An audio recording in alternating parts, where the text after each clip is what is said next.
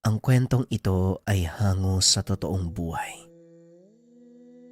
Mula ito sa isa nating kabayan na itago na lang natin sa pangalang Arnold. Taong 2000, probinsya ng Cebu. Namasukan bilang katiwala si Arnold sa edad na 17 sa isang pamilya sa Cebu. Dahil dayo lamang magmula pa sa Leyte, nakiusap na sa bahay ng amo manuluyan. Wala namang problema. Maayos ang lahat. Aminadong naninibago sa paligid at maraming bagay ang inaaral, lalo na ang pakikisalamuha sa mga kasambahay. May isa silang kasama na masyadong tahimik. Maikli lamang kung sumagot kapag kinakausap. Nagtataka siya sa ugali nito dahil taliwas sa datingan ng itsura. Matikas, brusko, yung tipong hindi babanggain ng kahit sino. Minsan na siyang nagtanong dito pero binaliwala lamang. Wala ring ideya ang ibang kasama dahil hindi nagbabanggit ng tungkol sa buhay. Arnold, huwag mo masyadong pansinin si Sig. Kahit anong tanong mo dyan, hindi ka sasagutin. Magmula nang dumating yan dito sa mansyon, ilang beses ko lang narinig niyang magsalita eh. Masasayang lang ang oras mo kaya hayaan mo na siya. Naguguluhan kasi ako mang ato eh. Tahimik siya pero yung itsura niya, siga. Parang yung mga nakatambay sa kanto tapos kung sino-sino yung sinisita. Ganun yung datingan ng itsura niyan eh. Hindi pare-pareho ang tao, Arnold. May iba na umaangkop ang pisikal na katawan sa ugali. Meron ding hindi kagaya ni Sig. Ay nako, wag na natin pag-usapan yan. Mamaya sabihan pa tayong tsismoso. Buong maghapon silang nagkumpuni ng sasakyan. Samantalang si Sig, abala sa pag-aayos sa bahagi ng bakod. Wala sa bahay ang kanilang amo. Nagpunta sa ibang bansa para sa mahalagang negosyo. Silang tatlo lang ang naiwan. Nagsiuwian na sa probinsya ang mga kababaihang katulong, kasagsagan ng mahal na araw. Sinusulyapan niya si Sig dahil habang tumatagal ay parang may naaamoy. Mang Ato, wala ba kayo napapansin? Kanina ko pa naaamoy yung mabaho. Malansay oh. Ano kaya yun? Ang sakit sa ilong. Wika ni Arnold. Patuloy na tumitindi ang amoy sa bawat paghampas ng hangin. Baka may nakatambak lang na basura dyan sa tabi. Hayaan mo, pupuntahan ko mamaya. Alam mo naman yung mga kapitbahay natin walang pinipiling lugar sa pagtatapon. Halika rito, pakiabot mo nga yung mga flyers, ba? Ano bang tinitingin mo kay Sig? Gusto mo bang tulungan yan? Hindi naman po. Parang dun po kasi nanggagaling yung amoy. Talagang may kakaiba sa taong yan eh. Ikaw talaga kung ano napapansin mo ha. Kung hindi tayo magkakilala, iisipin kong may gusto ka kay Sig eh. Awat na nga riyan. Tulungan mo ko para matapos na tayo. Isinawalang bahala ang napansin. Hindi nagtagal na wala rin ang amoy. Nagpatuloy sila sa gawain hanggang sa matapos. Pagsapit ng gabi, silang dalawa lang ni Mang Ato ang nagapunan. Hindi sumabay si Sig sa kanila. Sa kwartong tinutulugan kumain na parabang ayaw malaman kung ano ang putahe. Dumagdag ito sa pagtataka ni Arnold. Kahit anong gawin ay kahinahinala ang tao para sa kanya. Kung hindi lang dahil sa paninita ng matanda, noon pa niya inalam ang katotohanan kay Sig. Pagkatapos sila sa kusina, nagsara kagad ng mga pintuan at bintana, pinatay ang mga ilaw at pumasok na sa kwarto. Hindi makatulog si Arnold. Bumangon siya at dumungaw sa bintana upang makalanghap ng hangin. Sa sandaling iyon ay nakita niya si Sig. Nagmamadaling lumabas at nagtungo sa kakawian. Nagtataka siya dahil muling napansin ang masamang amoy. Kagayang-kagaya kanina. At para masagot ang katanungan sa isipan ay sinundan niya si Sig. Pagdating sa labas ay wala na ito. Maging ang amoy ay hindi na nalanghap. Tinignan ng paligid kung tama rin ba ang sinasabi ni Mang Ato na dahil sa basura lamang ang naaamoy. Pero walang nakatambak doon sa tabi. Nilibot ang buong bakuran hanggang sa bandang likuran. Kaso nga lang wala. Napakamot na lang siya sa ulo. Lumakas ang kutob na ang amoy ay pagmamay-ari ni Sig. Batang to, ano ba ginagawa mo sa labas this oras na ng gabi? Pumasok ka doon sa loob. Mapagkakamalang ka, masamang tao niyan eh. Wika ni Mang Ato. Sumunod sa kanya matapos mapansing nawala sa kabilang higaan. Si Sig po kasi nakita ko umalis eh. Tapos bigla ko na namang naamoy yung mabaho. Hindi kaya sa kanya nanggagaling yun? Hindi ko po maiwasang mag-isip eh. Yang ka na naman sa mga inala mo. Pwede bang tantanan mo si Sig? Alam mong tahimik yung tao tapos masikreto. Kung ano-anong sasabihin mo. Huwag tayong mangialam sa buhay niya. Kung sa kanya galing ang amoy, ano naman? Hayaan mo siya. Hindi ka naman niya inaagrabyado ah. Wika ni Mang Ato. Gusto pa sanang magsalita pero pinigilan ng matanda. Pinapanik sa itaas. Habang nasa higaan hindi kayang alasin sa isipan ang mga hinala. Pagdating ng umaga, sumabay sa kanila si Sig. Nagulat silang dalawa dahil bihira itong mangyari. Bumati at nagsimulang magsalita. Pinagluto ko po kayo ng agahan. Maaga akong nagising at saka wala ho akong magawa eh. Kain na po. Kayo na lang din ang tumantya sa lasa. Hindi ako marunong magtimpla eh. Wika ni Sig sabay abot sa kanila. Teka, parang himala ata to ah. Kapala, saan ka kumuha ng karne? Walang laman ng imbakan ah. Puro gulay at prutas lang. Ipinagbabawal ng ating amo ang karne dahil sa komplikasyon sa kanilang kalusugan eh.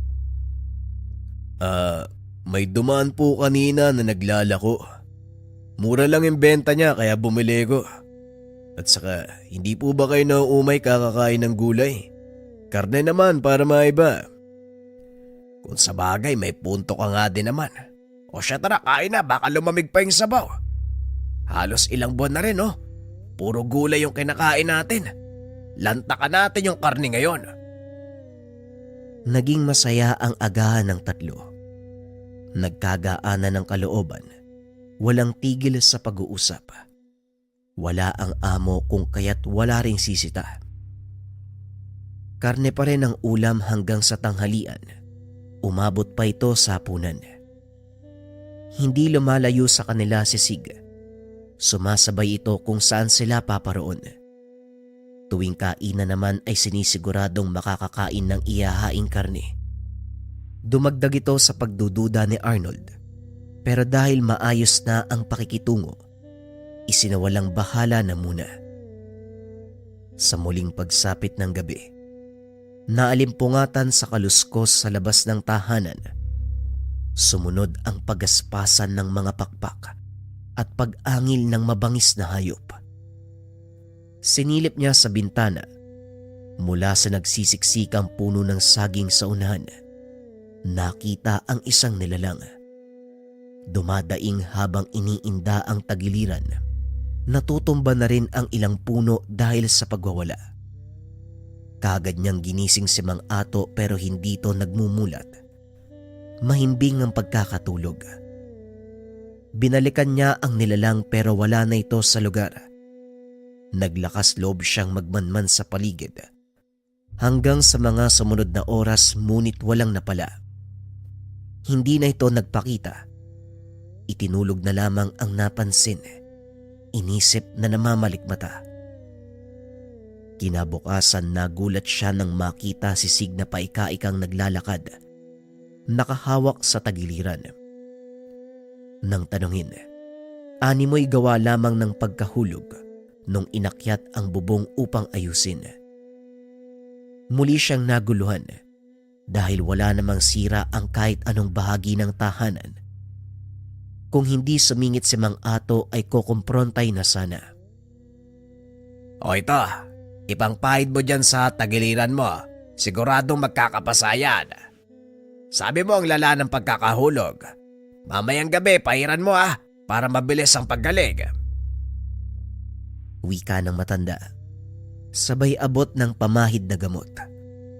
Umalis din kagad si Sig para asikasuhin ng sarili. Alam ko na ang tingin mong ganyan Ano na naman ang napansin mo kay Sig? Maghinay-hinay ka, baka nakakahalata na yan. Alisto ka mahirap kalabanin yung ganyang kalaking tao. Napatingin siya ng diretso sa matanda.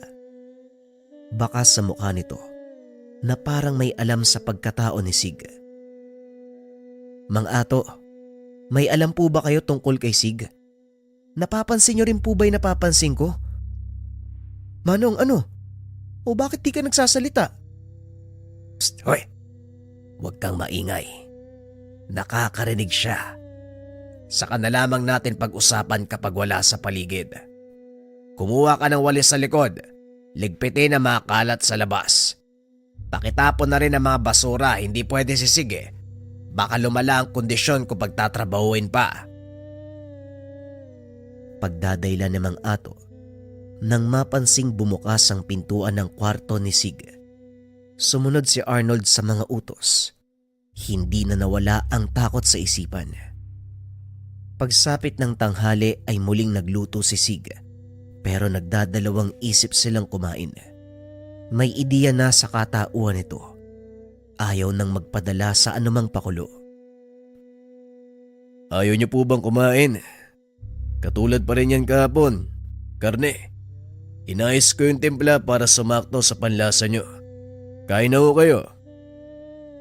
Siguro hindi na Sig. Salamat Kakatapos lang namin kumain ni Arnold Lumabas kami kanina para ipatingin sa talyer yung sasakyan ni Bossig. May parte na hindi ko maayos. Inabutan kami ng gutom kaya kumain kami sa karinderya. Ikaw na lang ang kumain. Mamayang gabi na lang tayo magsabay. Pagpapalusot ni Mang Ato, inayos niya ang pagsasalita upang hindi maging masama ang dating kay Sig. Tumango ito at hinayaan sila, pero mababa ka sa kanyang muka na para bang naiinis.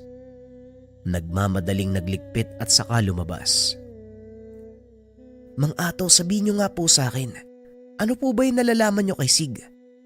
Matagal niyo na po bang napapansin? Yung karne na pinapakain sa atin, anong karne yun? Nung una, duda ko dahil naaamoy ko na. Pero nawala rin kalaunan Natigil ang aking hinala. May ginamit yata siya. Kagabi, nakita akong nagbago ng anyo. Sigurado na yan. Bago mo pa ako gisingin, alam ko na. Bumangon ako para magbanyo. Napansin ko ang ingay sa labas. Siya ang naroon. Kitang-kita ko kung paanong nagpalit ng anyo si Sig. Kaya pinapakiusapan kita, Arnold. Maging maingat ka. Lalo na sa pagmamanman at pagsasalita. Kaunting pagkakamali lang pwede kang mapahamak. Delikado si Sig. Hindi siya ordinaryong tao kagaya natin. Nagkakaintindihan ba tayo? At tungkol sa karne nung nakaraan, huwag kang mag-alala. Karne yon ng baka. Marahang tumango si Arnold. Nawala ang takot nang malaman kung saan nagmula ang karne. Magmula ng araw na yon ay alerto na ang dalawa. Napapansin ni Arnold kay Mang Ato. Palagi na itong nagdarasal oras-oras. Bumibigkas ng mga kataga na hindi pa niya naririnig kailanman. Hinahasa din ang maikling punyal. Pati na rin ang puting bato na nakalawit doon sa kwintas. Inihanda ito ng matanda na para bang susuong sa isang laban. Mang Ato, ano po ba yung ginagawa nyo? Ano tong punyal? Tapos meron ka pang kwintas. Nagsasalita pa kayo ng kung ano-ano para kayong sinasaniban. Ipapaliwanag ko kaya makinig ka. Masyado ka maraming tanong. Maiwaga ang patalim na ito.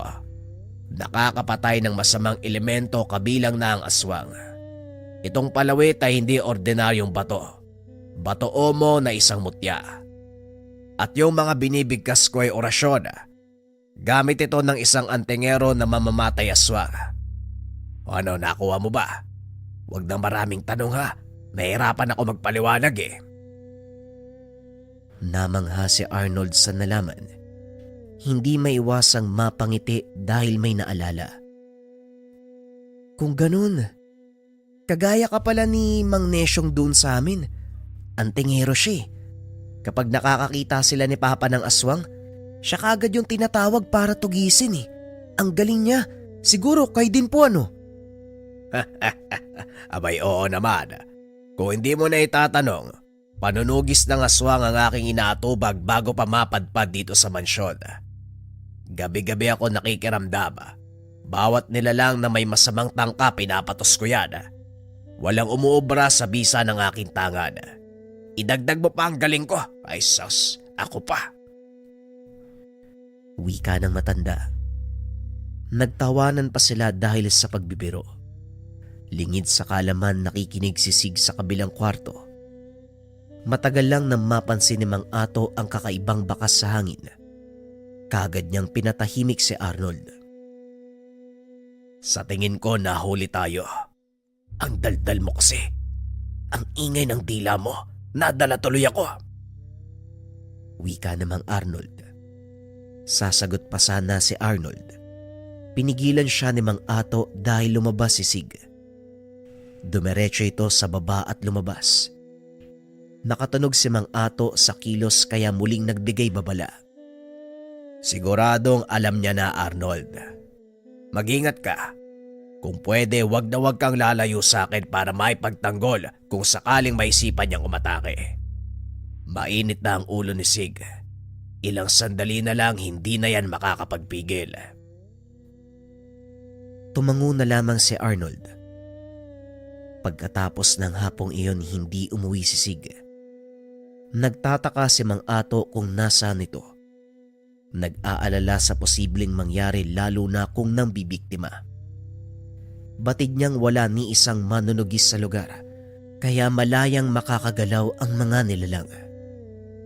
Patuloy silang nag-antay. Dumating naman kinagabihan pero malaki ang pinagbago. Umiiwas, hindi tumitingin. Muling nagkulong sa kwarto. Nagpatuloy ang ganitong sitwasyon. Naglakas loob ang matanda na alamin ang nangyayari. Paglapit pa lamang sa pintuan ng kwarto, naramdaman niya ang pag-init ng tangan. Sig, hindi ka ba lalabas riyan? Nakahanda na ang mesa, sabay na tayong kumain. Halika na, masamang pinag-aantay ang pagkain. Napabuntong hininga si Mang Ato pagkatapos magsalita. Bumigat ang pakiramdam. Kalat na kalat sa hangin ang alinsangan. Kagad inayos ang sarili nang bumukas ang pintuan. Mga Ato, mauna na po kayo. Susunod ako mamaya. O sige, magmadali ka ha. Kanina pa nakahanda mga pagkain. Nakakayang pagantay ng grasya. Tumango lang si Sig. Nagpatuloy na si Mang Ato sa kusina. Dali-daling hinanda ang mangkok na paglalagyan ng sabaw. Ilang sandali pa nagsalo-salo na ang tatlo.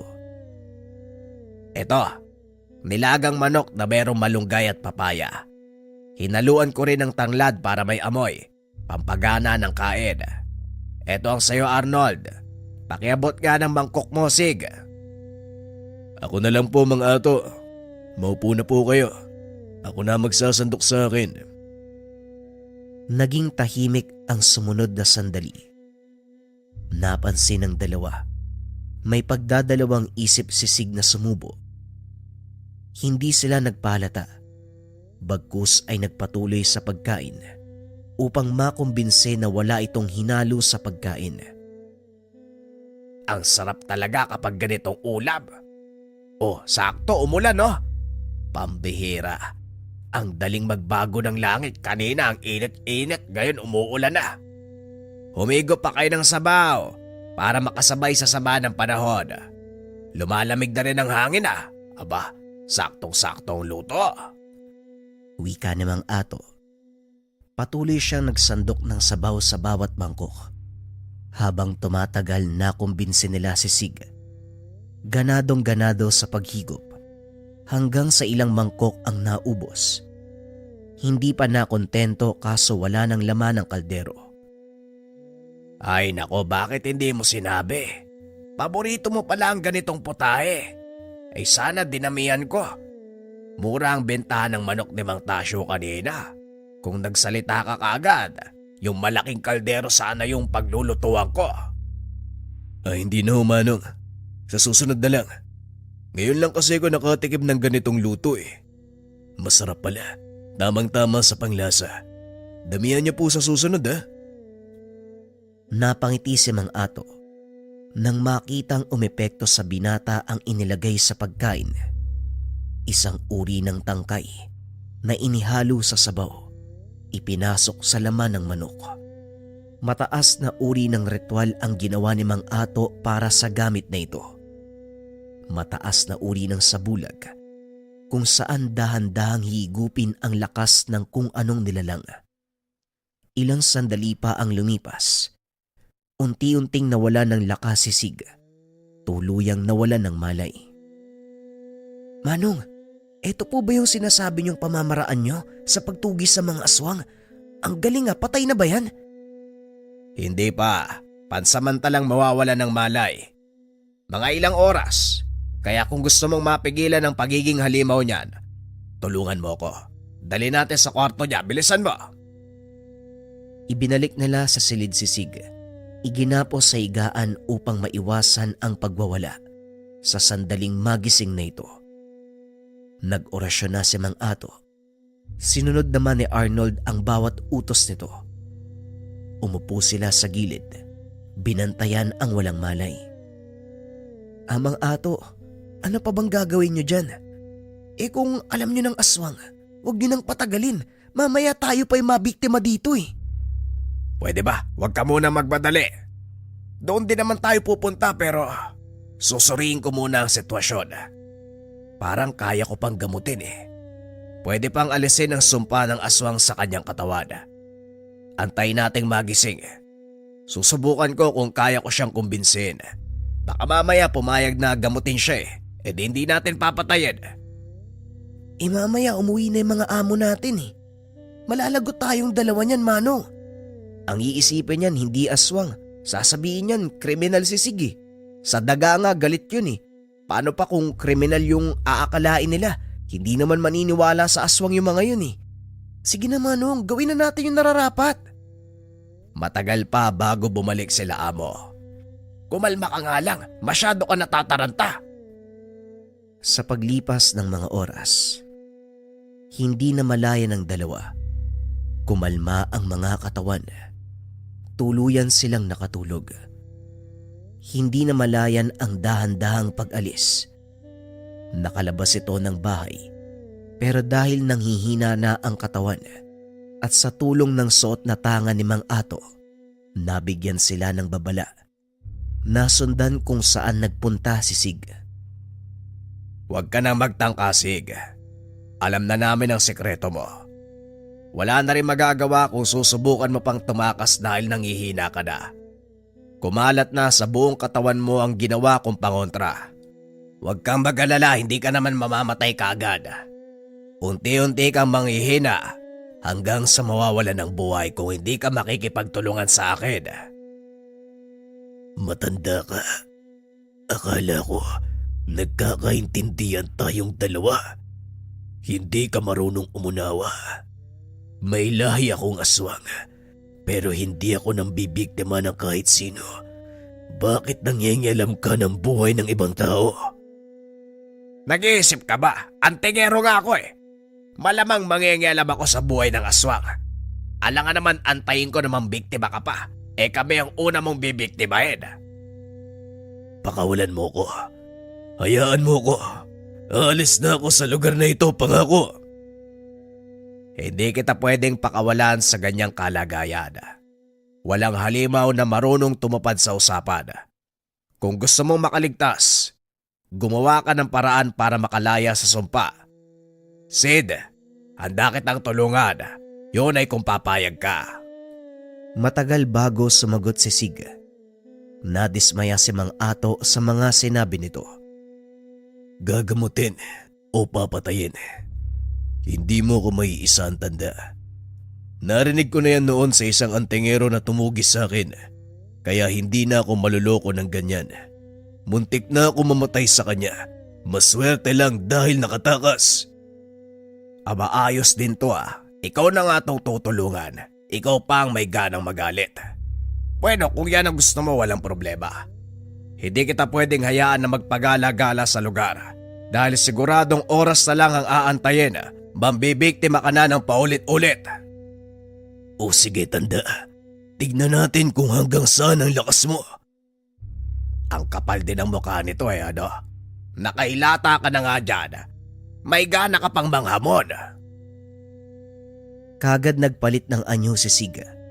Inatake si Mang Ato. Malaki ang hubog at malapad ang mga pakpak. Pero hindi na nagawang lumipad dahil sa panghihina. Ilang ulit na kalmot ang sinubukan. Kaso nga lang mabagal na ang kilos. Hinayaan nito ni Mang Ato. Iniilagan niya lamang ang atake ng aswang. Napagod ng tumagal. Dahan-dahang bumulagta. Gawa ng epekto ng ginawa ni Mang Ato. Ang isang uri ng tangkay na inihalo doon sa pagkain. Lumalala ito sa paglipas ng sandali. Hindi na makagalaw ang nilalang. Ang sabi ko sa'yo, gagamutin kita. Etong mga aswang na to. Nakakainis ano? Ginamit ko ang pamamaraan nyo kontra sa inyo. Yanggaw, yan ang una nyong ginagawa upang magparami ng lahi. Yan din ang estilo na ginamit ko. Niyanggaw kita pero hindi para lahian. Para sana ibalik sa pagiging normal na tao. Pero hindi ka nakinig. Tatandaan mo to, Sig. Ikaw ang aswang na niyanggaw ng antingero. Ilang sandali pa ang lumipas. Nawalan na ito ng buhay. Binuhat ni Mang Ato ang bangkay ni Sig. Dinala sa loob ng kagubatan. Hindi alam ni Arnold kung ano ang ginawa ng matanda sa bangkay ng aswang. Nasaan na po yung bangkay? Anong ginawa niyo sa kanya? Namayapa na siya ng tuluyan. Kung gusto mo, pwede namang ipagdasal ang kaluluwa. Baka sakaling matanggap pa sa langit.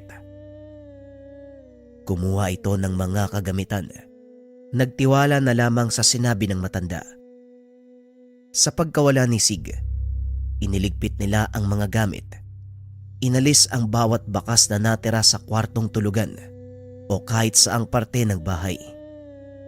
Pagdating ng mga amo, ang sinabi nila ay bumalik na ito ng probinsya.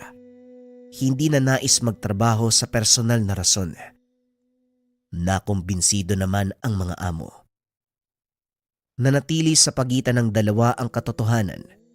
May pagkakataon na gustong ikwento ang katotohanan sa tuwing mababanggit ng amo ang pangalan ni Sig. Pero mas minabuting minahimik dahil aniya ni Mang Ato, hindi lahat ng katotohanan ay dapat pang isiwalat. Habang buhay dinala ni Arnold sa kanyang isipan na merong isang tao, isang uri ng antingero na nangyayanggaw ng aswang. Ang kwentong ito ay hango sa totoong buhay. Mula ito sa isa nating kabayan. Naitago na lang natin sa pangalang Nadia. Walang eksaktong taon. Probinsya ng Antique. Ang kamatayan, ang pinakasiguradong kaganapan sa ating buhay. Walang sino man ang maaaring tumakas mula dito. Wala ring makakapagtakda. Ngunit may ilang taong nabiyayaan ng kakayahan na dayain ang kamatayan. Dayain ang kamatayan? Paano po yun? Kaya ng sinabi ko, may mga taong nabiyayaan ng kakayahan na dayain ang kamatayan. Pwede nilang utusan ng kaluluwa na lisanin ang katawang lupa. O hindi naman kaya habang buhay na manatili dito. Yang ka na naman, Lola eh. Tinatakot nyo na naman ako. Huwag po kayo mag-alala, matutulog po ako mamayang tanghali. At saka mas gusto ko magbunot ng uban nyo kaysa gumala sa labas, no? Hindi kita tinatakot. Totoo ang sinasabi ko sa iyo. Ito ay dahil sa nangyari sa aking ina nung panahong nabubuhay pa siya. Nang mga panong ito, nasa edad 16 pa lang si Nadia. Nagbakasyon sa tahanan ng kanyang nanang salud. Walang pasok sa eskwela dahil magmamahal na araw. Nagpa siya ang dalaga na manatili ng 1 buong linggo sa tahanan ng matanda para makaiwas sa mga gawaing bahay. Lagi nitong naririnig ang kanyang lola. Nagbabahagi ng kwento tungkol sa karanasan noong dalaga pa lamang. Isinilang sa pamilya ng mga manggagamot. Sinasabing ang kanilang mga ninuno, mga babaylang nagmula pa sa bansang Borneo, ang pinakaunang taong nanirahan sa bansa bago pa man tayo sakupin ng mga dayuhan. Simula pagkabata, ito na ang kwentong kinamulatan ng dalaga mula sa kanyang lola salud. At para lubos niyong maunawaan ang lahat, babalik tayo sa nakaraan. Ito ang mga panahong kakasimula pa lang ng pananakop ng mga dayuhan. Ang lahat ng kaganapan ay batay sa kwento ni Lola Nadia at ni Nanang Salud.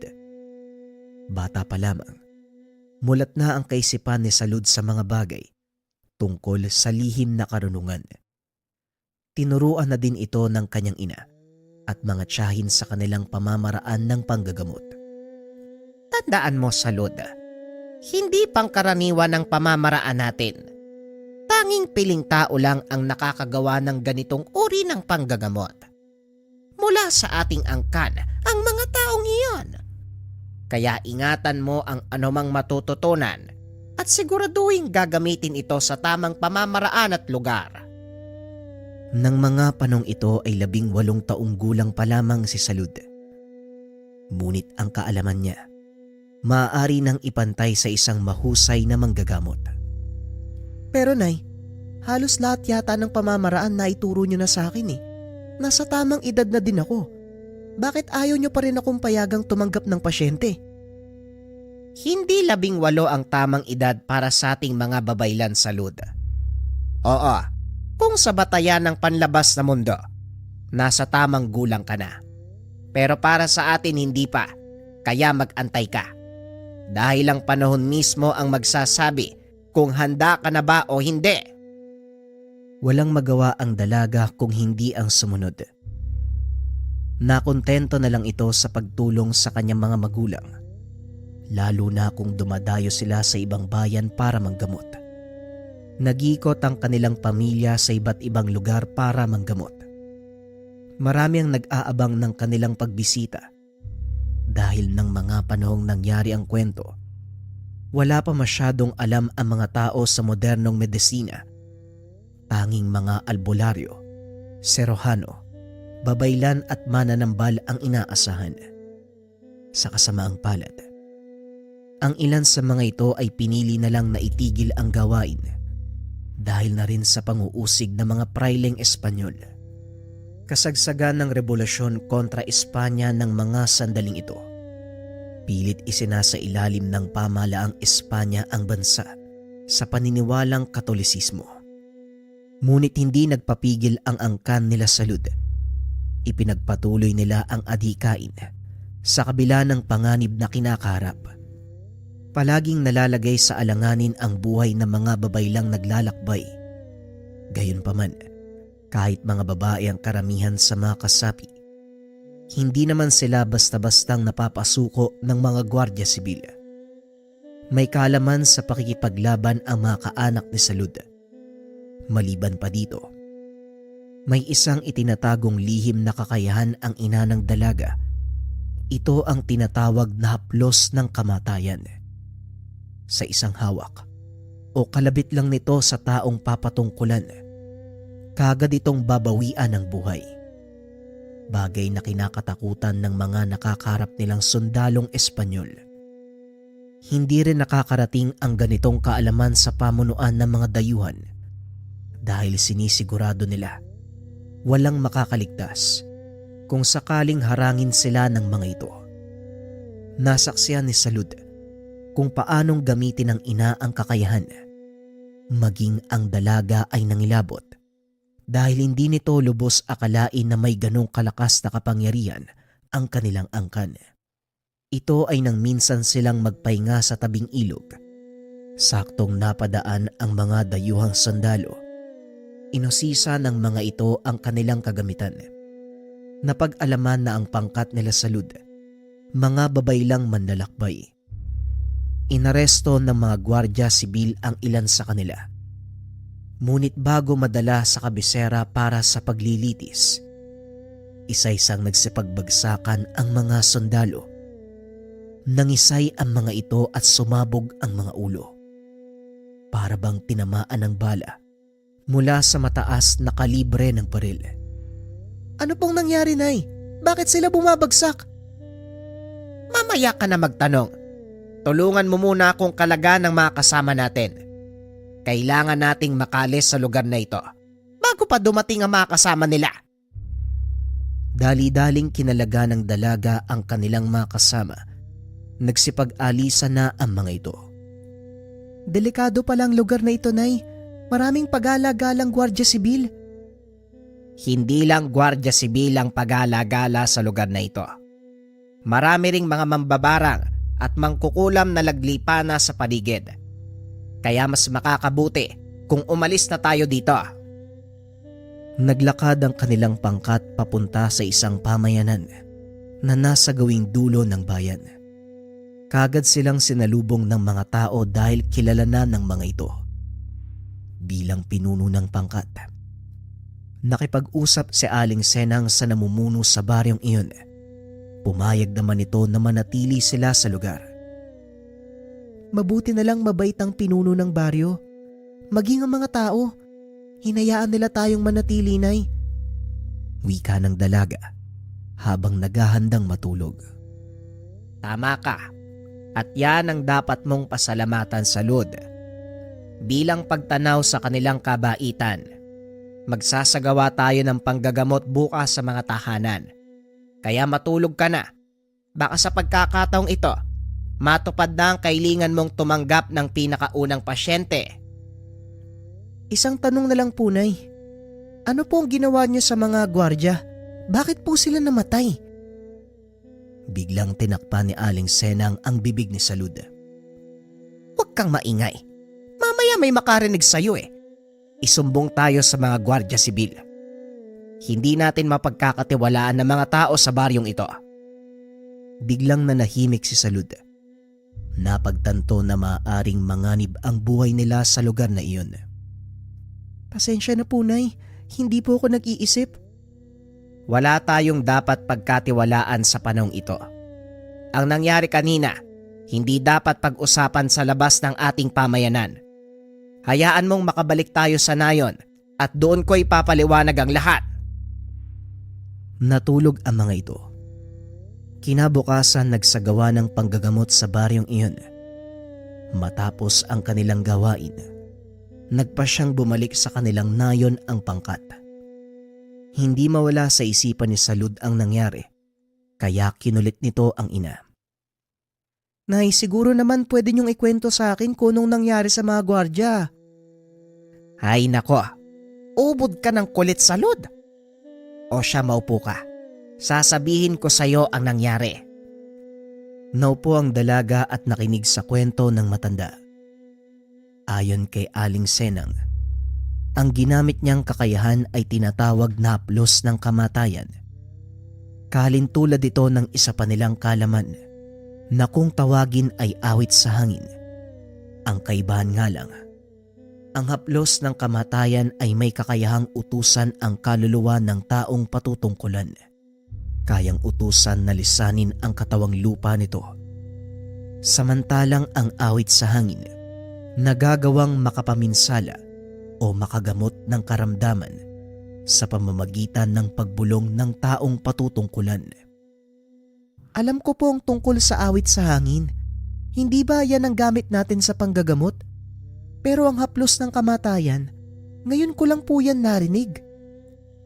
Yan ang kakayahan na ginamit ko sa mga gwardya sibil. Mapanganib ang kakayahang ito. At kung hilingin mong ituro ko sa iyo, pasensya na Salud, pero hindi ito ang tamang panahon para matutunan mo ang aral na yan. Hindi naman namilit si Salud na pag-aralan ang kalaman dahil nakita nito ang maaaring mangyari kung sakaling matutunan niya ito at gamitin. Ngunit lingid sa kaalaman ng dalaga, ito ay likas sa kanilang angkan, lalong-lalo na sa kanya.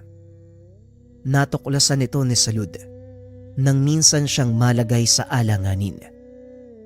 Napag-utusan ang dalagang magatid ng mga langis na pangbanyo sa kanyang pinsan sa kabayanan. Nagpa siya ang ina na palakaring mag-isa ang dalaga upang hindi paghinalaan. Okupado na ng mga gwardya sibil ang bayan. Ngunit habang naglalakad sa daan ang dalaga, nakasalubong nito ang gwardya sibil at may kasamang praile. Nagpatuloy sa paglalakad ang dalaga na parang walang nakita. Sandali lang, Iya. Saan ka pupunta? Gabi na. Dapat sa mga kagaya mo, nananatili sa tahanan. Magandang gabi po sa inyo. Pauwi na po ako sa bahay ng pinsan ko. Doon po ako pansamantalang naninirahan. Ganun ba? O siya, tumuloy ka na. Kawaan ka ng Diyos. Nagpatuloy sa paglalakad ang dalaga. Kaso nga lang bigla itong hinawakan ng isa sa mga gwardya sibil. Sandali lang, isa kang pagano. Hindi ka man lang nagbigay ng galang kay Padre Hernando sa pamamagitan ng pagmamano. Halika, sumama ka sa amin. Nagpumiglas ang dalaga. Kaso nga lang wala na itong nagawa. Malapit na sila sa plaza nang biglang mapahinto si Salud sa paglalakad. Nakarinig ito ng marahang pagbulong sa kanyang tenga na nagsasabi, "Utusan mo ang kanilang kaluluwa. Magagawa mo ito. Magtiwala ka lang." Sa hindi malamang dahilan, biglang hinawakan ni Salud ang kamay ng isa sa mga gwardya sibil. Tumumba ang lalaki. Nanlaki ang mga mata ng praile sa nakita. Nagsipagtakbuhan naman ng mga kasama nitong gwardya. "Anong ginawa mo sa kanya, Iya? Halika, sumama ka sa akin. Siguradong pag-iinitan ka ng mga Espanyol sa ginawa mo." Dali-daling tumakbo ang mga ito papasok sa isang tahanan. Nagulat si Salud dahil naroon ang pinsan nitong si Constancia. "Salud, anong nangyari? Bakit nandito ka? Magandang gabi, Padre Hernando." Ay nako, itong pinsan mo, Constancia. Napatay ang isa sa mga gwardya sibil. Mabuti na lang nandun ako. Nagawa ko siyang itakas. Huwag mo muna siyang papalabasin. Ako nang bahala sa mga dayuhan. Si Padre Hernando ay isang Pilipinong praile. Nag-aral ito sa Espanya at kalaunan ay naging pare. Nang malaman nitong sasakupin ng mga Kastila ang bansa, nagpa siya itong maglingkod bilang isang praile at sumama sa mga dayuhan pabalik ng bansa. "Maraming salamat, Padre Hernando. Mag-iingat kayo pabalik sa kumbento." Nakatulala pa rin si Salud ng mga sandaling iyon. Hindi nito maunawaan kung ano ang nangyayari. "Sabihin mo nga sa akin, paano nyo naging kakampi ang isang praile?" "Hindi yan ang tanong dito. Anong ginawa mo sa gwardya sibil?" Balik tanong ni Constancia. "Hindi ko rin alam, Manang. May narinig akong boses na bumulong sa akin eh. Nautusan ko daw yung kaluluwa ng mga gwardya sibil. Nagulat na nga lang ako eh, dahil nangawakan ko yung kamay ng isa sa kanila bigla na lang tong bumagsak. Nanlaki ang mga mata ni Constancia nang marinig ang sinabi nito. Anong ibig mo sabihing hinawakan mo? Niloloko mo ba kami, Salud? Hindi po, Manang. Yan po yung totoong nangyari. May narinig pa nga po akong boses eh. Sinunod ko lang po yung sinabi niya. Hindi ako nagsisinungaling. Kailangan tong malaman ng nanay mo. Bukas na bukas sasamahan kita pa uwi. Kakausapin ko si Tia Senang. Buong gabing nanatiling gising si Salud. Pilit nitong iniisip ang mga nangyari. Halos hindi na nakatulog ang dalaga. Napapikit lang ito sandali at kagad ding nagising dahil naman sa tilaok na mga manok. Nagpaalam na ito sa pinsang babalik na sa kanilang nayon at gaya ng sinabi ni Constancia, sinamahan niya ito para kausapin si Aling Senang. Nagulat ang matanda sa mga narinig dahil hindi nito lubos maisip na magagawang makapatay ng kanyang anak. Paanong nangyari ang bagay na ito? Hindi ko tinuruan si Salud kung yan ang iniisip mo, Constancia. Pinagbawalan ko siyang gumamit ng kahit anong kakayahan, lalong-lalo na kapag nagpupunta sa bayan. Si Padre Hernando mismo nakakita ng pangyayari at hindi lang yun, Tia. May mga gwardiya sibil pa siyang kasama ng mga sandaling yun. Kaya nangangamba ako, maaaring makarating sa Konstable General ang kaganapan. Mahabaging lalahon. Malaking gulo nga ang ginawa ni Salud. Sige, Constancia, ako na ang kakausap sa aking anak. Dali-dali nitong pinuntahan si Salud sa kanyang silid. Kinausap niya ito ng masinsinan.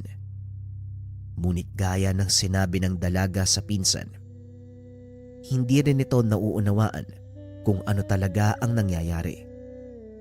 Hindi ko rin maintindihan, Nay. Bigla ko na lang narinig sa isip ko yung boses eh. Tapos hindi ko na namalayan yung mga susunod na kaganapan. Nakita ko nagtatakbuhan na yung mga gwardya eh. May isa sa kanila nakandusay na sa lupa. Ang bilis po nung kaganapan eh. Dito napagtanto ni Aling Senang na totoo ang sinasabi ni Constancia. Hindi rin ito makapaniwalang magagawang gamitin ng dalaga ang kakayahan na tinatago ng kanilang angkan. Minabuti ng matanda na wag ipaalam ang totoong dahilan upang manatiling inosente ang dalaga sa pag-aakalang mapipigil pa nila ang paglabas ng kakayahan nito. Ngunit hindi nagtagal. Maging si Aling Senang ay wala nang nagawa. Ito ay nang minsang dumayo sila sa kabilang bayan. Namili ng mga pangangailangan ang mag-ina. Bigla silang pinalibutan ng mga gwardya sibil. Nakatalukbong ng itim na belo ang mga ito. At dahil linggo ng araw na yun, karamihan sa mga mamimili ay galing sa simbahan. Nakikiangkop ang mga babaylan sa kilos ng mga Katoliko noong araw upang makaiwas sa mga mata ng gwardya sibil. Ngunit sadyang mapagbiro ang pagkakataon para kina Aling Senang ng araw na yun. Dahil hindi sinasadyang nilipad ng hangin ang belo ni Salud. Napansin ito ng isa sa mga sundalong Espanyol. Alto, senyorita. Humarap ka sa amin sa ngalan ng hari ng Espanya. Huminto ang dalawa. Dali-daling dinampot ni Salud ang nahulog na belo. Despensa, senyor. Ano pong may paglilingkod namin sa inyo? Kilala ko ang babae niyan. Siya ang kasama ni Padre Hernando sa plaza ng nakaraang araw. Siya ang pumatay sa isa naming kasama.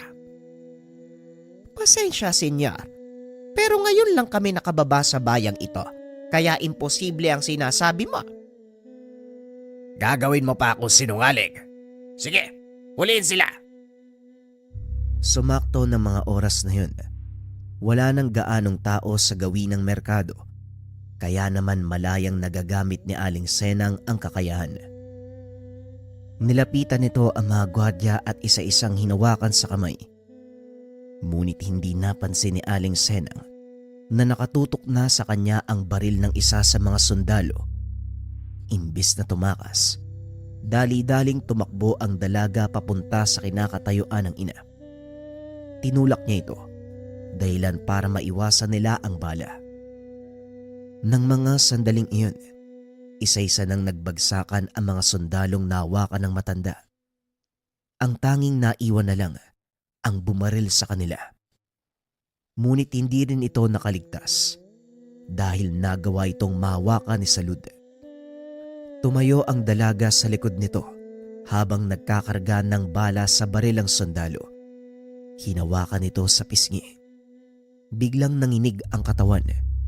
Dahan-dahang napaluhod hanggang sa tuluyang nawalan ng malay. Nanlaki ang mga mata ni Aling Senang. Napatunayan ito na kusang lumalabas ang kakayahan ng dalaga. Totoo nga ang sinabi ni Constancia. Nagagamit mo na nga ang kapangyarihan ng ating angkan. Dali-daling umalis ang mga ito sa lugar. Bumalik sa kanilang nayon. Kinausap ng masinsina ni Aling Senang ang dalaga. Maigpit itong binilinan na wag lalabas ng baryo. Pero bakit naman, Nay?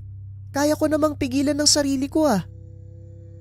Mas makakabuti kung dumito ka muna. Hindi natin alam kung ano ang susunod na mangyayari.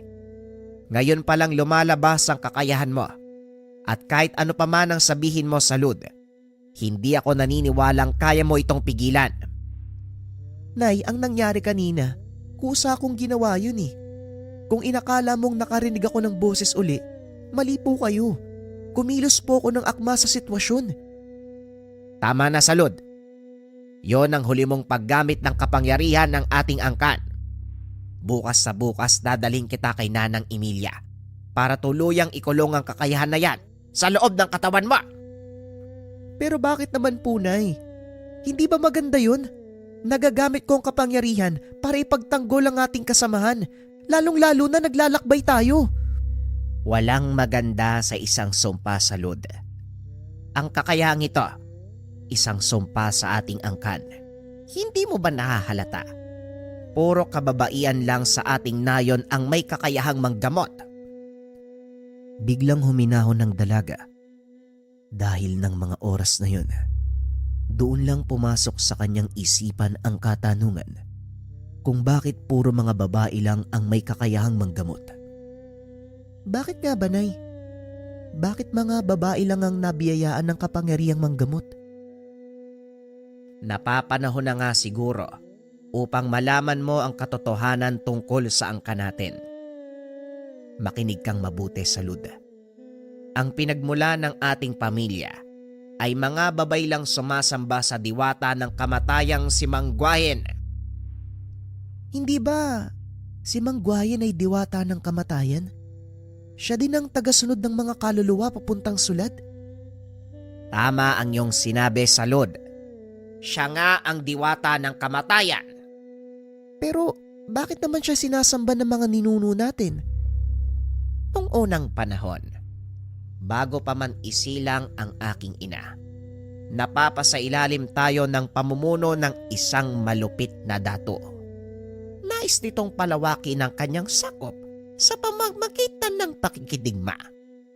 At ang mga ninuno natin ang naging paraan upang maisakatuparan ang ambisyon ng datong iyon sa pamamagitan ng paghingi ng tulong kay Mangguayen. Nag-alay ng buhay ang mga nauna sa ating hanay upang dinggin sila ng diwata ng kamatayan. Sa tuwing makikipagdigma ang dato, isa sa mga babaylan ang inaalay sa kanyang dambana at kalaunan, hindi na nasiyahan ng diwata sa mga nangyayari. Ginamit nito ang isa sa anak ng punong babaylan upang matigil ang kaibangan ng dato. Binigyan niya ito ng kapangyarihang patayin ang sukab na pinuno sa pamamagitan ng haplos. Balik tayo sa kasalukuyang panahon. Bakit naman po tinanggap ng ninuno natin yung kapangyarihan? Alam naman nila na sumpa yun, di ba? Yon ay sa pagnanais na makamta ng ganap na kalayaan sa kamay ng malupit na pamumuno. Mamaya ng mga katanungan, pakinggan mo muna ang kwento. Balik tayo sa nakaraan. Wika pa ni Nanang Senang. Sa pagtagal ng panahon, Ipinasa ang kakayahang iyon sa kanilang angkan sa pag-aakalang isa lang ang maaaring magtangan ng ganong kapangyarihan. Lingid sa kaalaman ng mga ito na bawat isa sa direktang hanay ng kanilang angkan nagtataglay ng ganitong kakayahan. Ito ang isa sa ikinakatakot ko, Salud. Lumabas ang kakayahan mo at hindi mo ito magawang pigilan. Kaya maigpit kong ipinagbabawal ang pagtuturo sa iyo ng mga makalumang kakayahan. Hindi naman may iwasan yan, Nay. Ito ang buhay natin. Gustuin mang takasan pero hindi na maaari. Magtiwala ka lang sa akin, Nay. Alam kong ginagawa ko. Wala namang nagawa si Aling Senang kung hindi hayaan si Salud na gamitin ang likas nitong kakayahan. Sa paglipas ng mga taon, malaki ang naitulong ng dalaga sa kanilang pangkat. Hindi rin may iwasan na sundan sila ng panganib. Ito ay nang malaman ni Aling Senang, pinahuli ng Konstable General si Padre Hernando sa salang pagtataydor sa bansang Espanya. Dumalo si Salud at Aling Senang sa pagpapataw ng parusa sa praile. Balak sana itong iligtas. Ngunit napakaraming tao ng mga oras na yun. Mahihirapan silang kumilos, lalo pat wala sa plano ang kanilang gagawin. Nabigo ang mga babaylan sa pagliligtas sa kakambing praile. Ngunit bago pa man ito mahuli, nag-iwan ito ng sulat sa pinsan ni Salud. Malungkot ang pangyayaring ito, Tia Senang. Ngunit hindi tayo dapat mawala ng pag-asa. Merong hinabilin sa akin si Padre Hernando bago siya hulihin ng mga konstable. Habang inaabot ang isang piraso ng papel, binasa ito ni Aling Senang. Kailangan nating hanapin ang taong nagngangalang Jeronimo. Kasalukuyan silang nagbabalak ng himagsikan. Si Padre Hernando mismo ang nagtatag ng samang iyon. Paano po natin gagawin yan, Tia? Limitado na ang galaw natin. Tama ka, Constancia. Mapanganib na ang lumantad sa kabayanan dahil maaaring nagkalat na sa paligid ang mga konstable. Hindi na tayo maaaring lumabas ng nayon ng basta-basta. Ang kailangan nating gawin, lubusang mag-ingat para mahanap ang taong yon. Tara, umalis na tayo. Naging maingat ang mga babaylan sa kanilang mga kilos. Ngunit hindi rin maiwasan ng mga ito ang bumaba ng bayan para mamili ng kanilang mga pangangailangan. Salud, samahan mo ang mga pinsan mong bumaba ng bayan. Kailangan mamili ng pangkonsumo. Mag-iingat kayo. Ako na po ang bahala, Nay. Pangako, uuwi kami ng ligtas. Lumakad ang mga ito papunta sa bayan at gaya ng sinabi ni Aling Senang, nagkalat na sa paligid ang mga konstable. Sa takot na mahuli, hindi na tumuloy ang mga ito. Minabuti nilang bumalik na lang sa nayon at ipaalam sa ina ang nangyari. Kailangan na nating mahanap ang sinasabing tao ni Padre Hernando sa kanyang sulat. Sila lang ang makakatulong sa atin, lalong-lalo na sa ganitong panahon. Hindi tayo makakilos nang hindi napapansin ng mga kalaban. Ngunit paano natin mahanap ang Jeronimo na yon? Wala tayong alam sa pagkakakilanlan o taong nakakakilala sa kanya. May maliit na mapa sa likuran ng sulat, ngunit matatagpuan ang lugar na yon sa mismong kabisera. Mahihirapan tayong kumilos bilang pangkat. Kaya mas makakabuti kung pipili tayo ng isa para isagawa ang paghahanap. Bakit hindi na lang po ako yung utusan nyo, Nay? Kaya ko naman pong pumuslit sa mga gwardya. At isa pa, hindi rin kagad ako mapapansin. Ngunit hindi pumayag ang ina. Hindi maaari, Salud. Delikado para sa iyo magpakalat-kalat sa paligid ng bayan. Nakakalimutan mo na bang pinaghahanap ka ng mga gwardya sibil? Sa kasamaang palad, wala sa mga kasama nila ang may lakas ng loob na gawin ng plano, kaya wala ring nagawa ang matanda. Pangako na'y mag-iingat ako. Gagawin ko lang maayos ang plano natin. Hindi ako gagawa ng anumang ikakapahamak ko. Wala na rin akong pagpipilian, Salud. Kung talagang malakas ang loob mo na gawin ang bagay na ito para sa ating angkan, humayo ka! Nang gabing iyon, bumaba ng bayan si Salud. Marami itong naglakad sa mga eskenita. Nagpalipat-lipat sa gilid ng mga kabayan upang maiwasan ang mga naglilibot na sundalo. Hinanap ni Salud ang sinasabing lugar sa maliit na mapa. Natagpuan niya ito sa isang gibang simbahan. Marahang pumasok ang dalaga. Laking gulat nito nang bigla siyang hablutin ng isang lalaki. Anong ginagawa mo dito? Oras na ng gabi. Mamaya makita ka ng mga konstable. Siguradong mapapahamak ka. May hinahanap lang po akong tao. Ang pangalan niya ay Jeronimo. Dito ko'y tinuro ng mapa ni Padre Hernando. Sabay pakita ng kaperasong papel. Anong kailangan mo? Bakit mo siya hinahanap? Kailangan namin ng tulong ng kanyang samahan. Nasa panganib ang aming nayon eh. Mula sa pagsalakay ng mga sundalo ng Espanya. Alam kong may dahilan si Padre Hernando kung bakit niya pinapahanap sa akin ng taong yun. Kawawa naman si Padre Hernando. Dahil sa pagmamahal sa bayan, pinapatay ng mga dayuhan sa sariling lupa. Halika, sumunod ka sa akin. Dali-dali namang sumunod si Salud sa lalaki. Dinala siya sa likod ng sirang simbahan. Binuksan nito ang maliit na pintuan sa lupa. Teka, anong gagawin natin dito? Magtiwala ka na lang. Hindi ba gusto mong makita si Jeronimo? Naroon siya sa loob at ito ang lihim naming himpilan. Tumuloy naman si Salud. Laking gulat niya nang makita ang napakaraming kalalakian. Nakaupo ang ilan sa sulok. Ang ilan naman ay nagsasanay sa pakikipaglaban samantalang ang iba nagbabasa ng mga aklat. Maligayang pagdating, Supremo. Sino tong kasama mo? Hindi ko pa siya kilala, pero hinahanap niya si Jeronimo. Biglang nagtawanan ang lahat. Dito na nainis si Salud. Hindi gawang biro ang pinagdaanan ko para makapunta lang sa lugar na to. Tapos pagtatawanan niyo ko? Paumanhin binibini. Pero hindi ikaw ang pinagtatawanan namin. Nga pala ako si Atong, ang kanang kamay ni Supremo Jeronimo. Pasensya ka na kung inakala mong pinagtatawanan ka namin.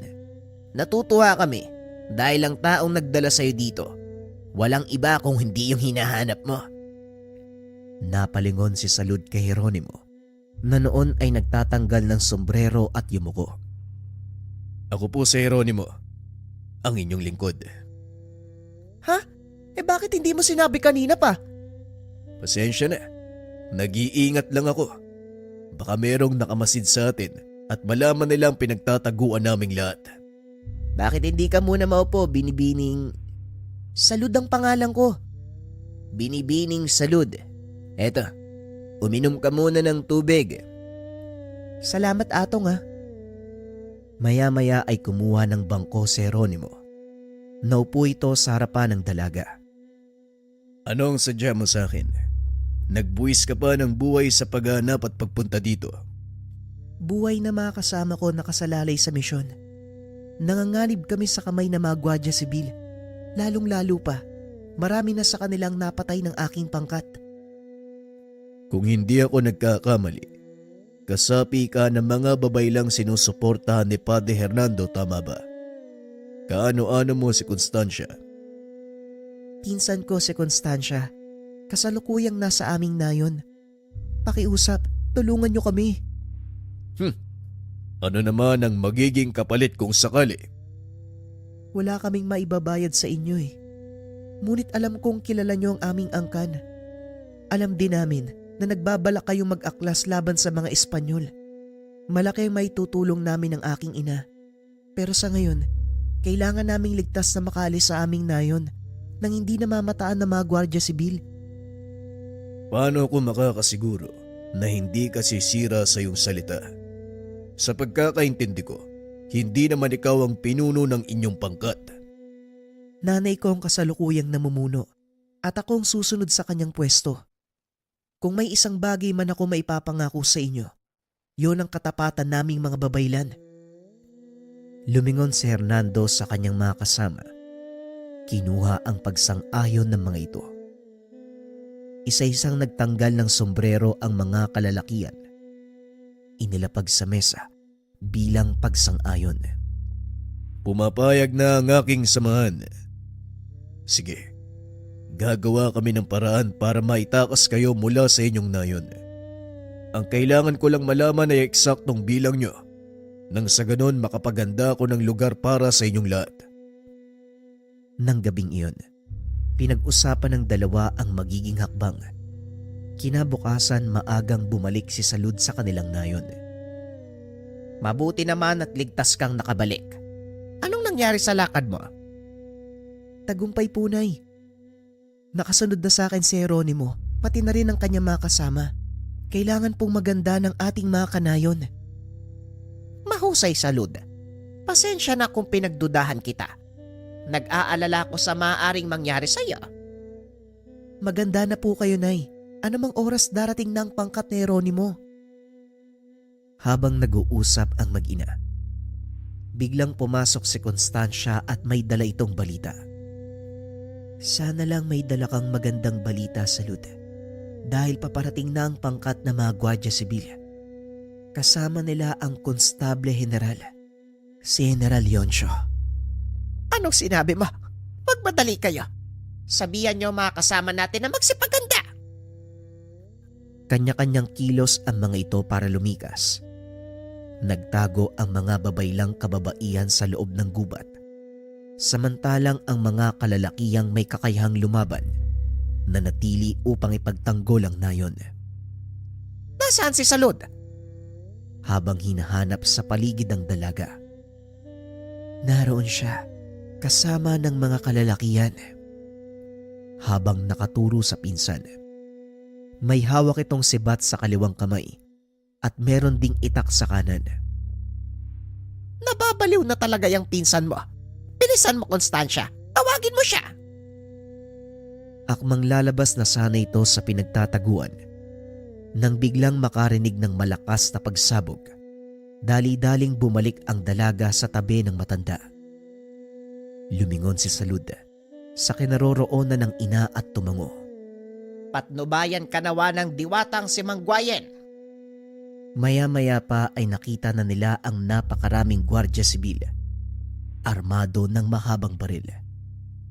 Habang papalapit ang mga ito, abot leeg ang kaba ng mga babaylan dahil alam nilang walang panama ang mga sibat at itak sa sandata ng mga kalaban.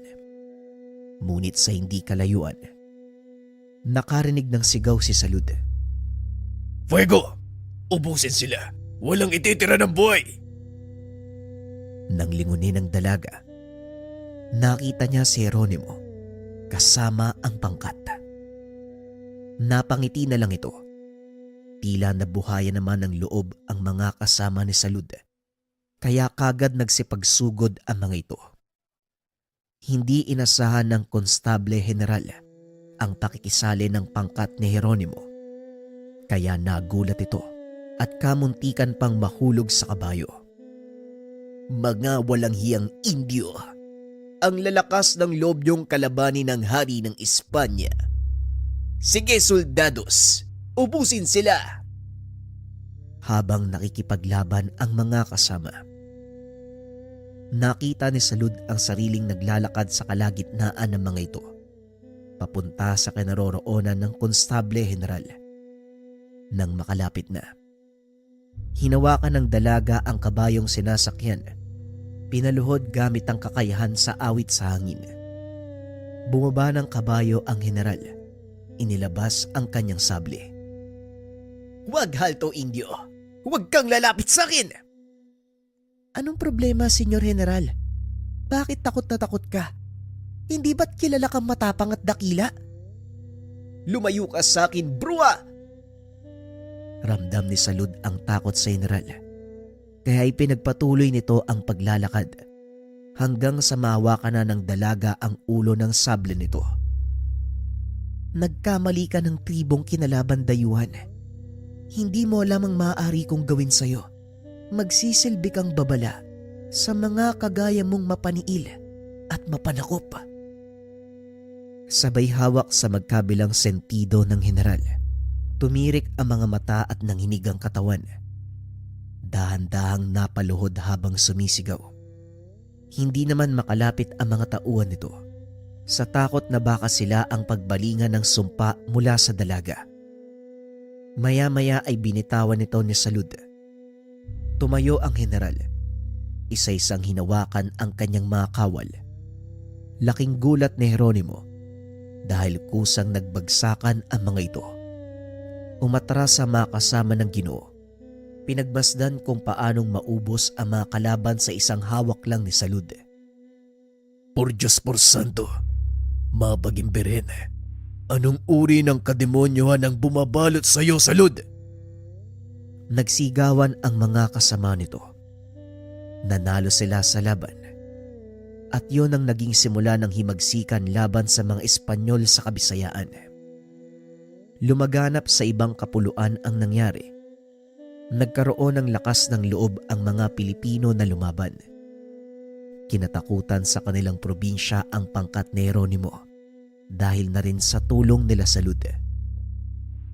Ngayong naitaboy na natin ang mga dayuhan sa gawing ito. Ano na ang susunod mong plano? Itutuloy natin ang laban hanggat hindi sila nauubos. Mamatay man ako, alam kong may susunod sa mga yapak ko. Kung ganon, kailangan pangalagaan ka at ingatan. Dahil sa oras na mapatay ka sa laban, mawawala ang moral ng mga kababayan natin. Pinanindigan nito ng Ginoo hanggang sa hindi na malaya ng dalawa. Nahulog na sila sa isa't isa.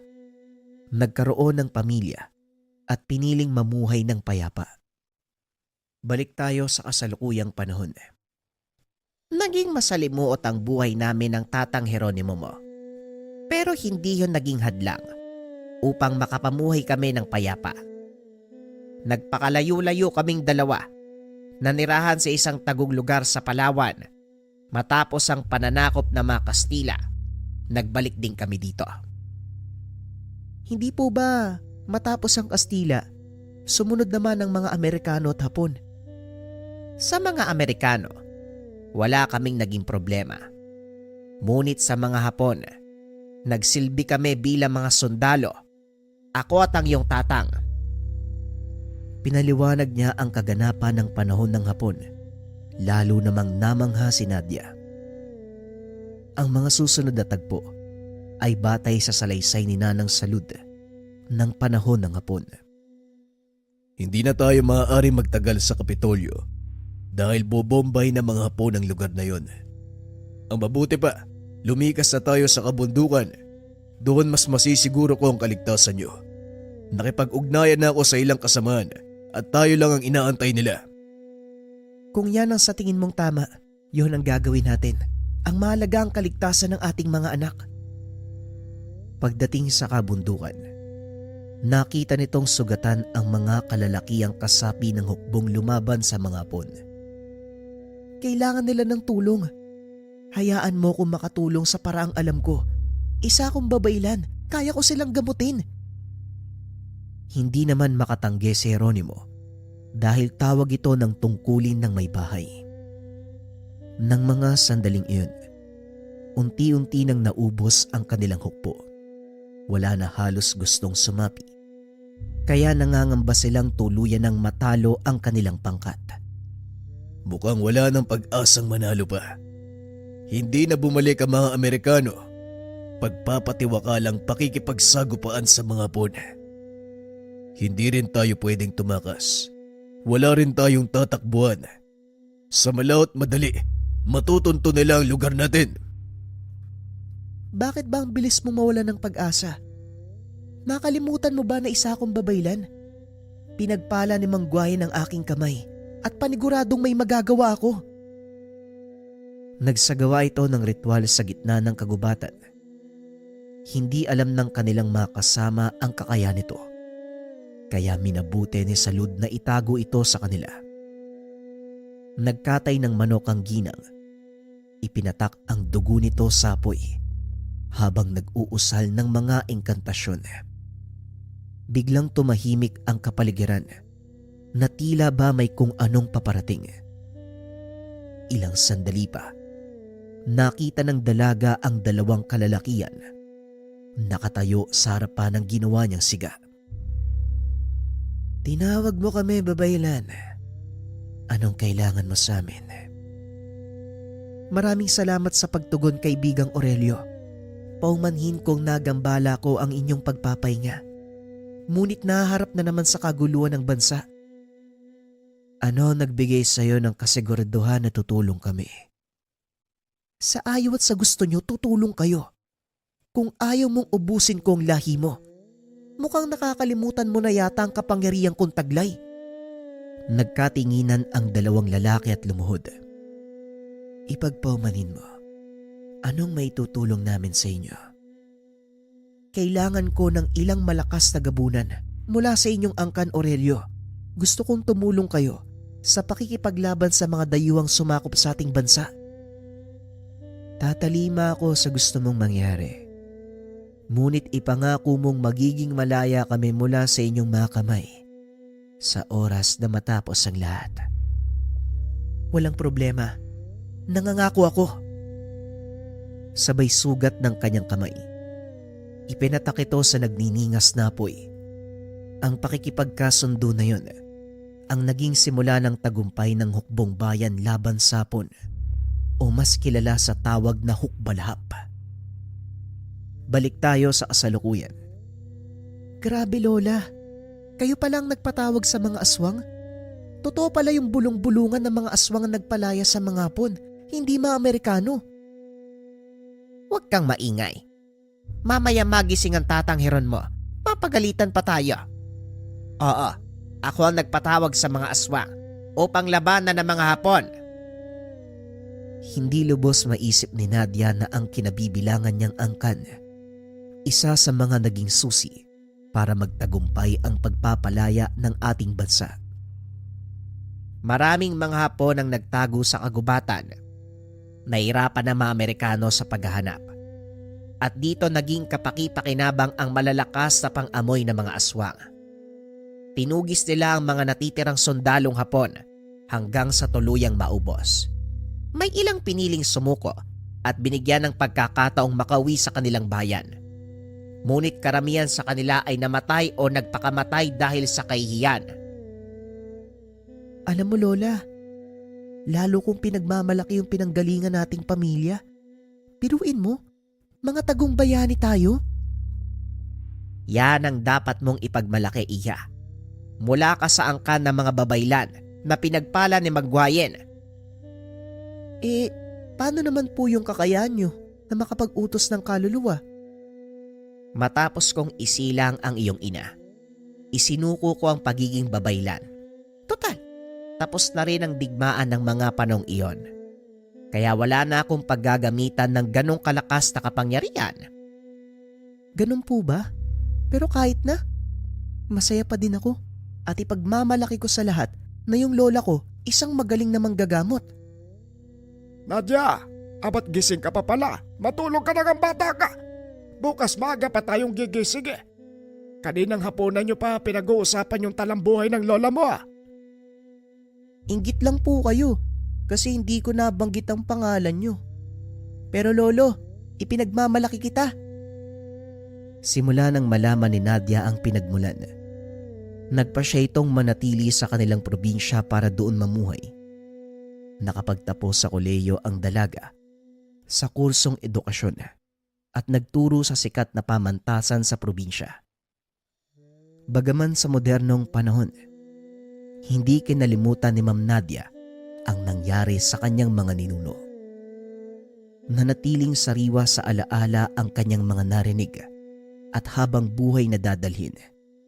Taas noong ikikwento sa kanyang mga magiging anak ang buhay ng kanyang lolo Heron at lola Salud. Lalo na ang pinagmulan nilang angkan na may kakayahang gamitin ang haplos ng kamatayan.